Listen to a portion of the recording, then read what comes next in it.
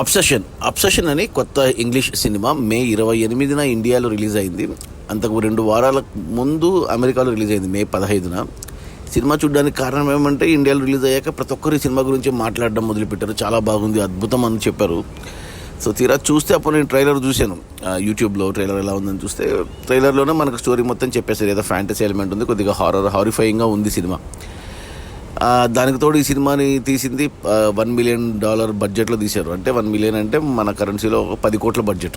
చిన్న సినిమా అమెరికాలో తీస్తే అప్పటికి ఈ సినిమా $180 మిలియన్ వసూలు చేసింది. అంటే 1800 కోట్లు వసూలు చేసింది అనమాట. అదొక అద్భుతం. ఈ సినిమా డైరెక్టర్ కర్రీ బార్కర్ అనేసి అతని మొదటి థియేటర్కల్ సినిమా ఇది. అంతకుముందు 2 సినిమాలు తీశాడు కానీ అవి యూట్యూబ్లో అతను ఛానల్లో పెట్టుకున్నాడు. సో ఇది సినిమా బ్యాక్డ్రాప్.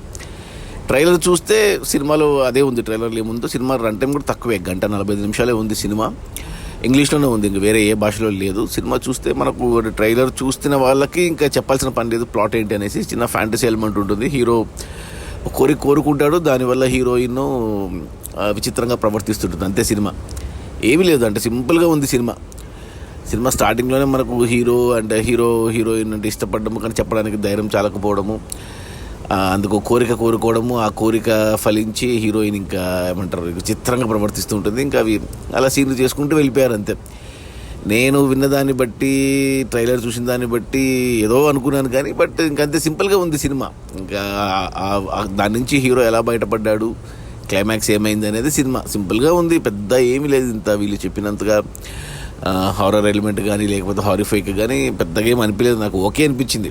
దానికి తోడు కొంచెం 1-2 అడల్ట్ సీన్స్ కూడా ఉన్నాయి. సో ఇది స్ట్రిక్ట్లీ ఫర్ మగవాళ్ళకి మాత్రమే, అడల్ట్స్కి మాత్రమే, పెద్దవాళ్ళకి మాత్రమే.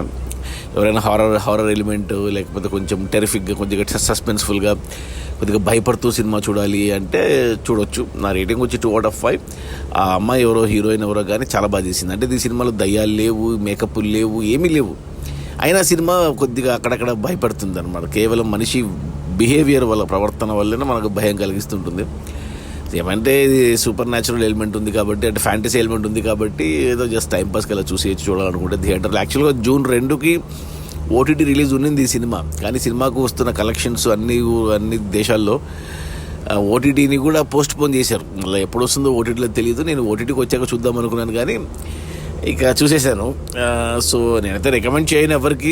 ఖచ్చితంగా చూడాల్సిన సినిమా అయితే ఏం కాదు, కానీ హారర్ లవర్స్ లేదా డిఫరెంట్ సినిమా చూడాలనుకుంటే చూసేయచ్చు.